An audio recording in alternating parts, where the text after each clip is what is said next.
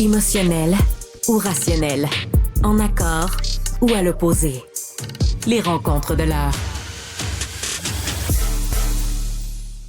On va retrouver notre chroniqueur Éric Simard pour parler de Santé Québec, qui a pour objectif de donner une plus grande accessibilité aux soins, Éric, mieux recruter, améliorer la satisfaction des patients. Ça, c'est quand même très noble. On a besoin de tout ça.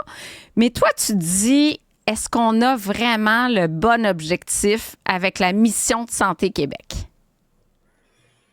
Tout à fait, Isabelle. Puis bon, aujourd'hui, je vais me permettre de chialer.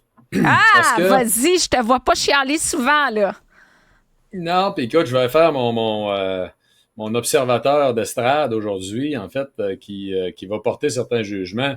Écoute, Isabelle, quand moi j'étais étudiant au doctorat, on parle dans 2000, là, hein, il y a déjà 20 ans, à l'époque, je me rappelle, il y a une étude qui avait souligné que dans 10 ans, on serait plus capable de supporter le système de santé.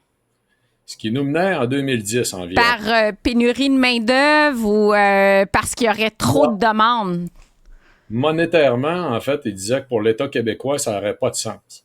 Quand on regarde les données, en fait, des années 90, là, dans les années 90, on avait le tiers de tout le budget de la province qui allait dans le système de santé. On est rendu à plus de 50%.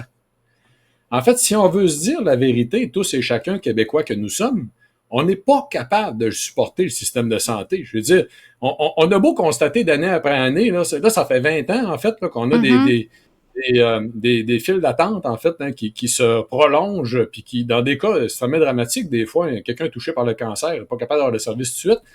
Et on regarde tout ça à toutes les fois en se disant dans l'équation, on va essayer de travailler à optimiser l'efficacité pour donner plus de services. Écoutez, je suis d'accord avec la démarche. C'est pas que je suis pas d'accord avec le fait de donner plus de services. Ce que je suis pas d'accord avec, c'est que ça va prendre combien encore de dizaines d'années avant qu'on se dise qu'il faut travailler sur les deux variables de l'équation pour avoir les meilleurs résultats. La prévention. Oui. Et là, en fait, Isabelle, tu sais, il y a eu une période de temps où on disait, $1 investi en prévention, c'est $3 sauvés en traitement.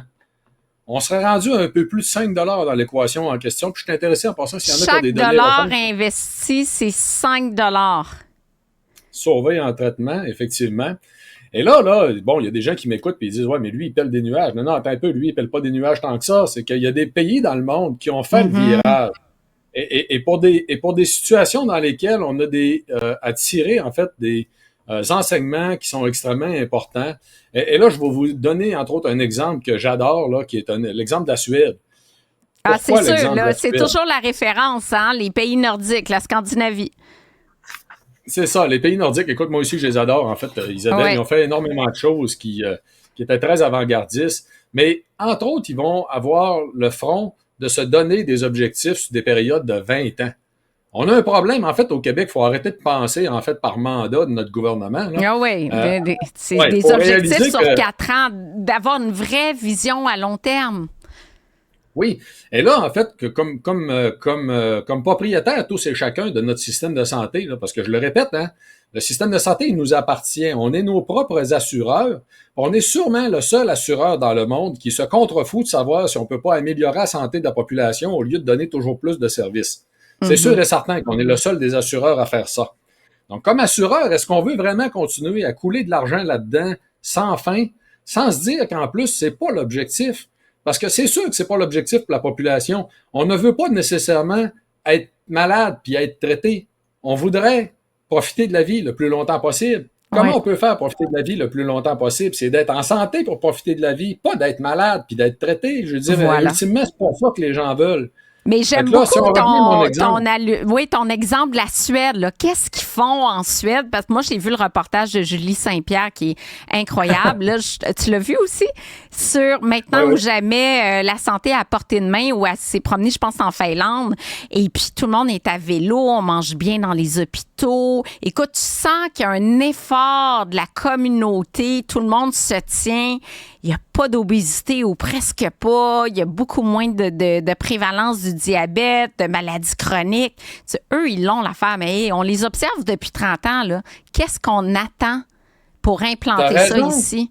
T'as raison, c'est exactement ça. Puis pendant ce temps-là, nous autres, on est devenus des champions, en fait, pour donner des dépliants. Nous autres, on est bons là-dedans. Donner de l'Ozempic. On est champions. Ouais, nous, on champion de donner de l'Ozempic, faire des chirurgies bariatriques parce que les gens se rendent là, alors que si on avait commencé il y a 20 ans, l'image des populations nordiques, mieux manger, bouger, il n'y a pas de secret, mais il y a quelque chose qui bloque que j'ai du mal à m'expliquer. Puis je me dis, vas-y. Prenons l'exemple de la Suède, puis on reviendra sur qu'est-ce qui bloque par la suite. J'ai quelques hypothèses, en fait. Okay. L'exemple de la Suède que je mentionne depuis tantôt, c'est une étude sur 20 ans. Donc, ils se sont quand même donné 20 ans pour atteindre un objectif qui était de réduire les risques de maladies cardiovasculaires dans la population. Et l'indicateur qu'elle a utilisé, c'était la baisse du mauvais cholestérol. Fine, c'est intéressant. Ce qui est le fun, en fait, Isabelle, c'est qu'après 20 ans, ils ont atteint l'objectif. Mais 2, c'est quand ils regardent comment ils ont atteint l'objectif, 30% de l'explication vient de l'usage des statines, 66%, les 2 tiers de l'explication vient de l'amélioration des habitudes de vie. Donc, on a 2 fois plus, là, écoute bien, je m'arrête pas là, on a 2 fois plus de résultats avec les habitudes de vie que le médicament. Puis pourtant, pendant la même période de 20 ans, on a eu une augmentation de 1000% de l'usage du médicament en question. 1000%. On est passé de 1,4% de la population à 14,3% de la population qui utilisait les statines. Parce qu'il y a eu un meilleur dépistage puis un effort qui s'est fait pour contrôler le LDL, mais en parallèle, les gens ont vraiment amélioré leur habitude de vie. En fait, c'est questionnable, là. Écoute, on est des entrepreneurs, Isabelle, on va se le dire. Normalement, tu mets les efforts dans ce qui donne le meilleur rendement. C'est ça. Là, le meilleur rendement, on l'a dans les habitudes de vie, puis on dépense énormément d'argent.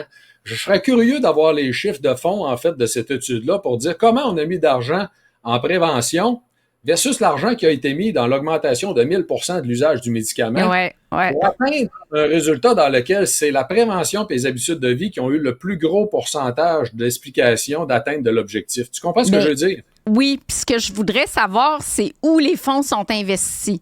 Est-ce qu'on a taxé la malbouffe? Est-ce qu'on interdit totalement la publicité destinée aux enfants sur la malbouffe?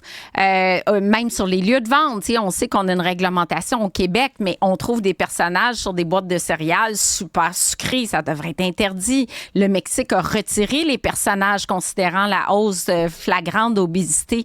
Donc, qu'est-ce qu'ils font concrètement? Est-ce que tu t'es attardé un petit peu à voir quels sont les programmes qui marchent le mieux? Qu'est-ce qui a le plus d'impact réel du point de vue préventif?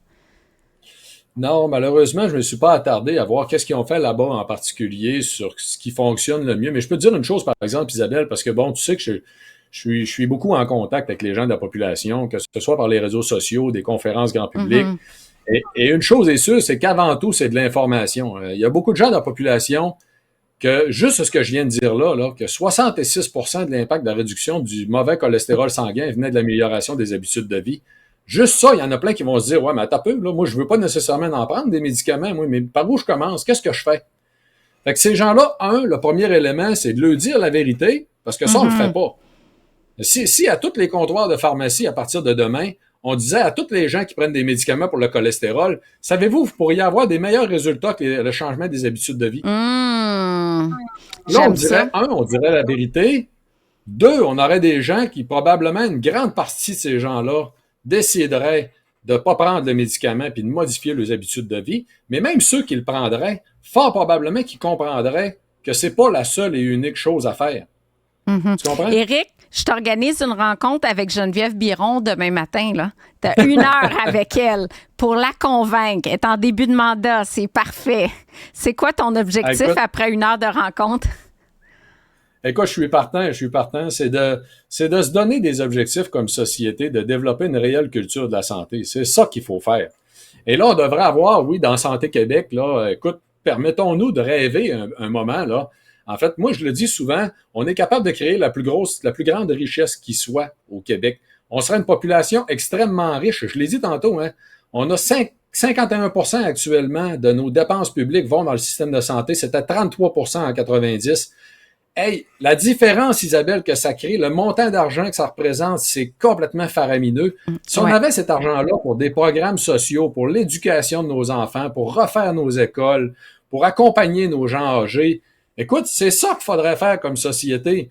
Mais non, en fait, on est comme, en fait, on est nos propres assureurs, puis on constate, en fait, qu'on marche dans la mauvaise direction année après année, en se disant tout le temps, ah, mais non, là, moi, je suis pas content du système, parce on a un des meilleurs systèmes de santé qui soit, faut se le dire. Le problème n'est pas là. C'est qu'on a une population qui est pas en santé. Ça, la réalité. Oui, j'aime ça te voir presque choqué comme ça. C'est la première fois que je te vois comme ça. J'adore ça. Tu es là, tu défends tes idées. J'adore ça, Éric. Puis évidemment, je te suis là-dedans parce qu'on a vraiment, on trouve, moi j'ai un doctorat en santé publique, promotion de la santé. Et puis écoute, tu dis ça n'a pas de bon sens de pas mettre plus d'argent que ça en prévention, mais qu'est-ce que, mettons concrètement, là, qu'est-ce qu'on peut faire? Tu parles des enfants. Je pense au Lab École de Pierre Lavoie, Ricardo, qui est impliqué dans cette école-là, remettre des cours de cuisine, faire, tu sais, les enfants, c'est la base, là. On l'a vu dans une chronique avec Denis Boucher, à quel point on a 30% des enfants qui souffrent d'obésité ou de surpoids. Hey, c'est nos adultes de demain, ça commence mal en temps. Oui, t'as raison, en fait, t'as raison. Puis là, bon, je l'ai dit tantôt, il y a une question d'information, de se dire la vérité, c'est un axe, en fait, mais l'éducation, ça va de soi que l'éducation. Puis pour moi, l'éducation, si tu veux réussir à atteindre ton objectif avec l'éducation, il faut que les gens y croient en l'objectif en question. Fait qu'il faut que tu prennes suffisamment de temps pour expliquer à quel point c'est sérieux, à quel point c'est important. On va te donner un exemple concret parce qu'on va avoir l'occasion ensemble de parler des facteurs de risque de l'Alzheimer. Ben, l'activité physique. L'activité physique améliore la mémoire la journée même et réduit à elle seule 50% des risques de démence et d'Alzheimer en vieillissant. 50%. Hey, t'es sérieux? Ça, c'est une statistique choc. Juste ça, là, de répandre ça, tu dis, oh my God, c'est sûr que je veux mettre ça de l'avant. Tu vas aimer ce que j'ai fait. Dernièrement, j'ai croisé, en fait, notre ministre des Aînés dans un événement. Oui. Puis, bon, elle est allée à l'avant, en fait, présenter ses objectifs puis tout le kit. Puis, je suis allé à côté après, puis j'ai eu le culot d'aller lui dire, en passant, si vous en voulez un quatrième, là, il faudrait garder nos aînés en santé plus longtemps. Ouais. Parce que de vouloir les garder à la maison, de vouloir offrir les services pour leur permettre d'être autonomes plus longtemps, c'est une affaire. Mais assurez-vous donc qu'ils soient en santé pour le faire. Écoute, ça va jusque-là, la question de la prévention. Fait que les angles, en fait, à le faire sont multiples. Tu parlais des jeunes, oui. Là, on a un gros objectif comme société de s'occuper de nos aînés. Puis entre moi et toi, s'il y a une place où on devrait être gêné d'être Québécois, c'est là, en fait. Des gens à qui on doit tout aujourd'hui, en fait, qui étaient là avant nous autres, qui ont tout préparé le terrain. Puis est-ce qu'on en prend vraiment soin ou est-ce qu'on les campe dans des CHSLD? Puis ils sont complètement délaissés. Ces gênants sont délaissés, ils n'ont pas de visite, ça fait pitié, ils mangent mal. Là, tu te dis, mais ça n'a pas de bon sens, comme tu dis, et on leur doit tellement. Oui, tu as raison. Donc, il y a plein d'angles, en fait, à lesquels il faudrait prendre. Fait que si tu es capable de m'avoir la réunion, écoute, j'y vais, là, à genoux, je suis prêt à faire des kilomètres à genoux, en fait, pour avoir cette réunion-là. J'en ai plein des idées.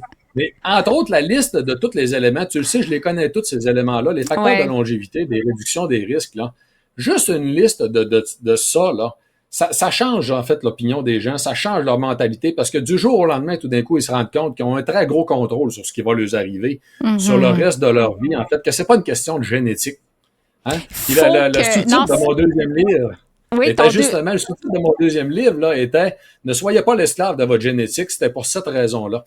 Ah, bien, je le connais pas, ce livre-là. Écoute, ça, c'est pertinent. On va continuer à frapper fort sur les décideurs, mais il faut que le message passe dans la population. Ta chronique d'aujourd'hui, elle est extrêmement pertinente. On va travailler ça avec Geneviève, que je connais bien en passant. On va travailler ça. Ça fait un grand plaisir, Isabelle. Bon, ben écoute, j'invite les gens à ton séminaire qui s'en vient, justement, parler de longévité au Spiceman avec Jean-Yves Dionne et puis tous tes webinaires sur le site de Vitoli et simard.com. Merci infiniment, Éric Simard. Merci, Isabelle. À bientôt. À bientôt. C'est ce qui complète déjà l'émission d'aujourd'hui. Mais merci à toute l'équipe de recherche, Florence, Marianne, Amélie, Robert et Jean-Philippe à la mise en onde, réalisation. Et à très bientôt.